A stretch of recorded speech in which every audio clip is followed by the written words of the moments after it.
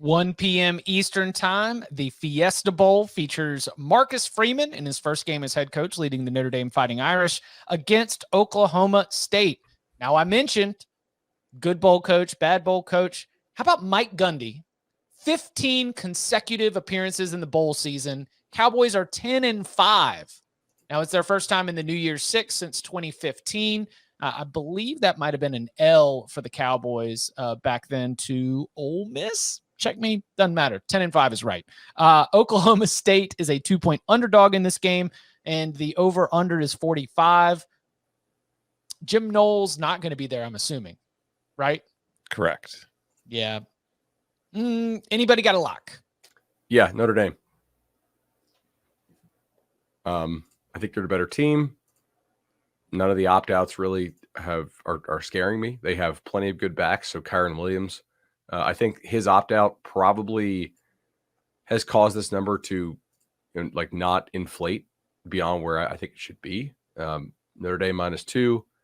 I think this number should be north of a field goal and probably closer to 5. I think Oklahoma State's offense is complete BS. So, yeah, go ahead and give me the Irish. Now, I might be missing something here. I bet this one is open to 2, by the way. I've got to play on the total. This is the one bet that I've made that is not total as well. I mean, you said it. Their offense is trash. No Kyron Williams. It's not like Notre Dame's offense is dynamic by any means. Give me the under. Under City. Fight. Fight. Fight. There's just too many fast players on the field, and this game doesn't mean a lot. I just, overs have been good in bowl games, and we talk about how the defense, sometimes we just see these defenders, they are a step slow. There's some miscommunication, a couple big plays here and there. 45 is a low number for the speed and the athleticism and the talent that's going to be on the field. I think that, and especially with Jim Knowles not being a part of this for the Cowboys, I'll go ahead and take the over. I think this game might have 1 or 2 dumb plays that lead to touchdowns that be able to take us over the top, or at least keep me from wanting to take the under. 45's too low, so I'll go ahead and I'll take the over. Chip, you got to root against Oklahoma State going like 1 for 10 again in the red zone. Oh yeah, no, both teams I could see having some trouble in the red zone. Like it's that the red zone offenses for both these teams are reasons why Danny wins this lock fight. But I do think that special teams, defensive touchdown, something that just ends up being like a blown assignment. Just there's too much talent on the field for me to think that too much talent and no stakes. That is my combination that gets me to the over. Let's just all agree that no matter what happens, if Notre Dame blows Oklahoma State out, we say it's because the players are all happy Brian Kelly's gone. Yeah. Oh, without a doubt. And we also make them preseason top 3 next year. Yeah. Yes. Marcus Freeman's Notre Dame Fighting Irish in 2022 is going to be one of the biggest national storylines of the year going into it. Finishing number 5 is like the best thing that can happen to you. So I'm going to be fading Notre Dame next year, then you're saying? All right. Yeah. Who's your number 1 team next year? Bama and Ohio State's number 2? Yeah. Okay. Illinois. Regardless of outcome? Yes. Because Bryce Young's coming back? And CJ Stroud's back. You just sort of throw those 2 up at the top. Oh, I was more curious on Bama. I think, yeah, 1-2. I mean, who does Bama lose off this team? Jamison Williams. Will Anderson's back. Jeez. But Illinois got Tommy DeVito Neal. So Illinois number 1. I think that's where do you put Clemson? Top 10. 10? Yeah. But not higher than 5. I don't think so. No, not me. Somebody will, but not me. What do you do with Michigan? Oh, Michigan will be top 5, I would bet, in that area. I mean, unless they get absolutely crushed by Georgia. But even then, they still beat Ohio State soundly. So it's like I still think that going into next year, they'll be ranked pretty high. They lose both Ajabo and Hutchinson, right? They definitely lose Hutchinson. I'm not 100% Ajabo sure. is a third year. What if we're getting sidetracked from our locks? What if Caleb Williams goes to Georgia? 3? If Caleb Williams goes to Georgia, they might be number 1.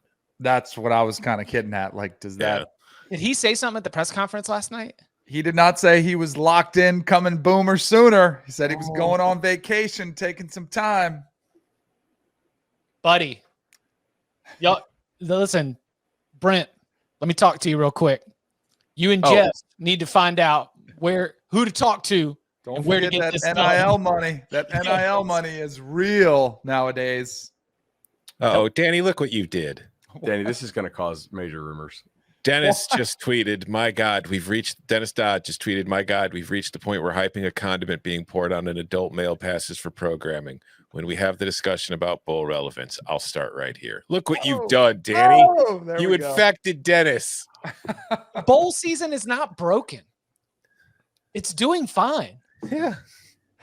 Man, you guys must love preseason football, NFL too, No, right? no, because It's great. Why does every game have to be for high stakes? Entertainment. It's entertainment. Look, it's a bowl game. These bowls are not really for the college football fans. They're just there because you don't want to talk to your in-laws the entire time and you want something on in the background, and they're really for the casual fans. That's why they rate so damn well, because everybody's home this They time of rate year. well Like, because there's we're working. nothing else on a Thursday Right. at 11:30 a.m. It's those absolutely fans a gold mine for ESPN. They don't really care if the guys opt out. You know who cares who They opts don't out? know them. They The never knew Bulls him care to if they begin opt with. out. Like, Right. I the gotta Bulls are in a weird disagree. spot. I gotta disagree because I don't consider myself a casual college football fan, and I love the hell out of it. No, it's not that you don't watch it, Tom. It's that they are so profitable and popular because of all the casuals who watch it. But during yeah, this time of but year. like if you look at the ratings for them, it seems like it's a lot more than just casuals who are watching these games. Right, And if but you they look at the wouldn't number have of 'em bets if it being was- placed on them, it seems like there's a lot more than just casuals watching these games. No, I don't want to imply that it is just casuals. I'm saying they are so profitable because of the added eyeballs and Gotcha. interest you get from people who are home from work. Like a lot of the country kind of works, kind of doesn't, especially now that we're all working from home during COVID, like not really working a ton during this time of year. I mean, we are because we're producing college football content. Like, gotta go to Under Armour Like after I this. said, I'm the only one on this street who's working. Everybody else is just kicking it. I was at Disney last night till 9:30 shooting video and got up and Jordan labeled it for me, which was awesome. We're going to ship that off for doing the Under Armour stuff. But like most of the country isn't working a whole lot right now, so they got it on in the background. It's pretty cool. Fun. That's why they exist. Just one question though, because we're getting way off track now, but for we got to expand the playoffs because these bowl games are now becoming meaningless. How many opt-outs were there before the college football playoff?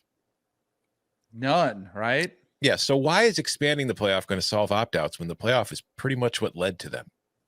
Well, it will solve opt-outs because there is a stigma for opting out of a game in which your team still has something to play for.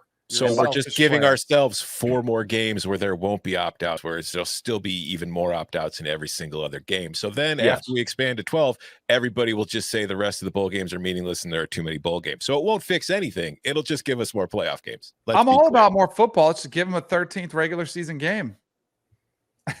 I'd be okay with that. All right. So South Carolina is actually playing Dakarian Joyner here in this ball game. Not Zeb Nolan. Correct. Well, they're rotating in. I think they're using the kid as like a wildcat, aren't they? Now they just put him in. Yeah, they're like rotating quarterbacks. They actually have a nice little creative game plan they've come out with, like misdirection. South Carolina 13-0, 66-yard touchdown pass.